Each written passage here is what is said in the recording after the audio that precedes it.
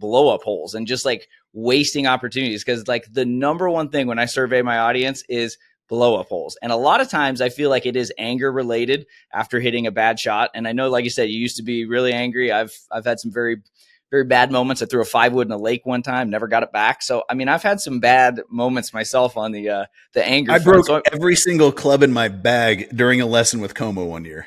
That's a legendary. I mean, the shafts, man. Every single club. The wedge shafts are okay to break. That's an easy fix. But oof, the driver, 3-wood, those are a little costly.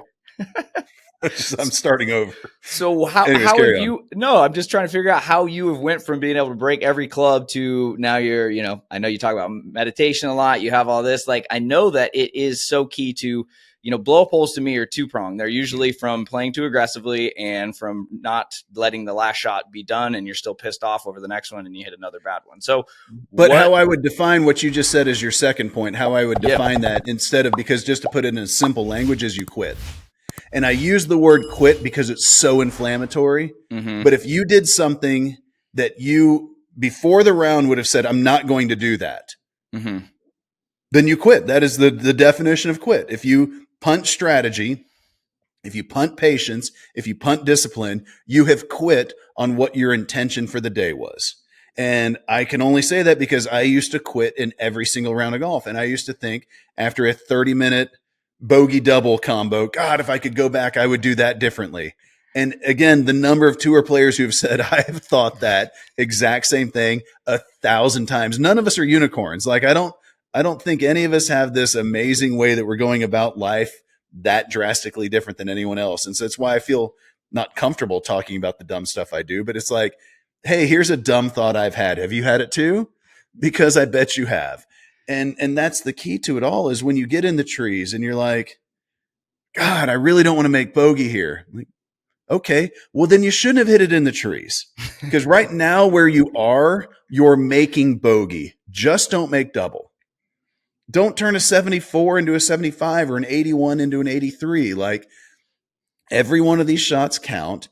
And again, it's funny because what's been cool over the last however many years is I had a lot of ideas, I'll say, that were just anecdotal to an N of 2, me and Zalatoris. I mean, I caddied 100 rounds for this guy over the course of 4 or 5 years. Like, so it's not just me based on my playing experience. It's me based on watching this guy through an objective lens of, I'm just watching, I'm just observing.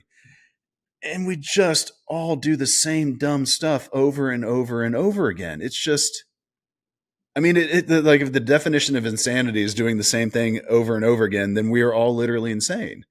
I mean, this is a revelation I've had over the last, I don't know if it's 6 or 9 months, but it's definitely been within the last year. I used to go, I've said this story a million times. I would go to Chili's or the Outback with my buddies that I was traveling a Hooters tour with. We'd all laugh about the dumb shit we did that day. And then I would go out the next day and do it again. And it never dawned on me, because I thought, well, I'll stop doing that once I get better.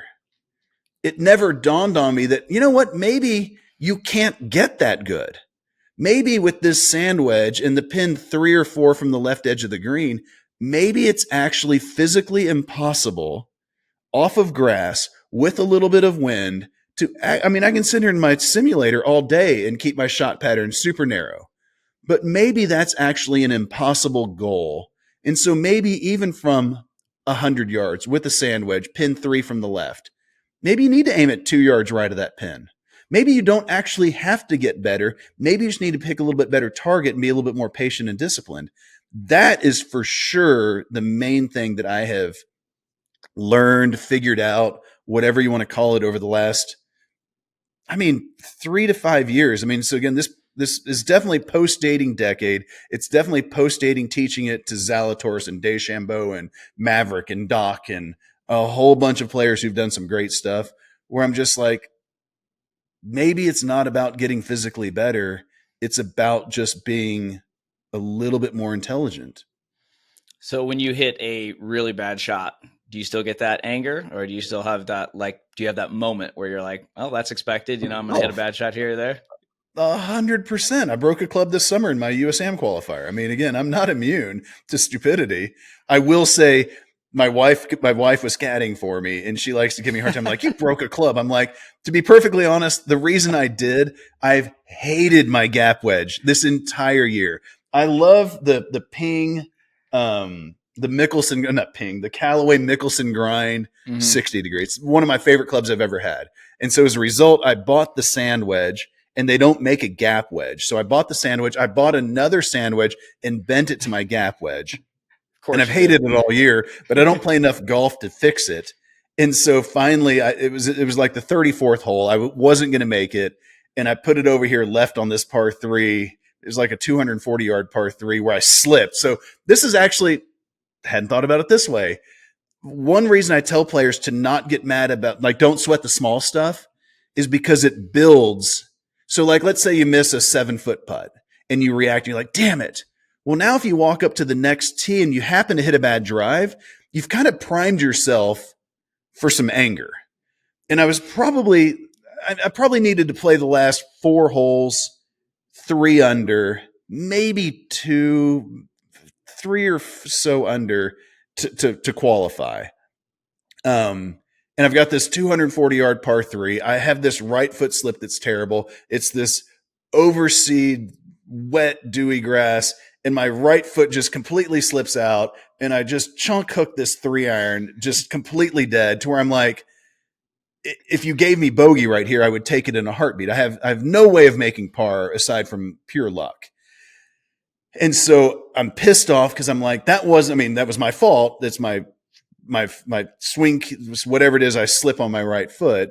But I get up there and I'm completely dead. But I'm like, I've got to try to just get lucky and thread. There was like this tiny hole that I could hit a gap wedge through from like 30 yards left of this green.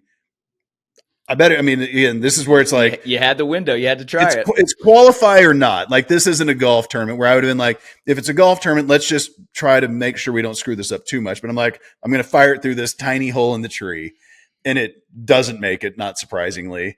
And I just launched my gap wedge into the tree, which broke it. But so I had actually completely primed myself to be pissed off.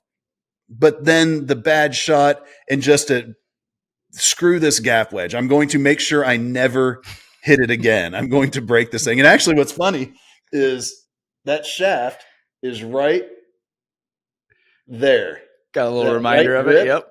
That is the shaft of that club, because I'm like, it's sitting next to, I'm going to grab it. Goes to grab the sand wedge. I love it. I love it. This is my first golf club. Okay. And this is that shaft, because I'm like, that's the last club I'm ever breaking. And but I say break, like just bent, obviously. Yeah. But that's it.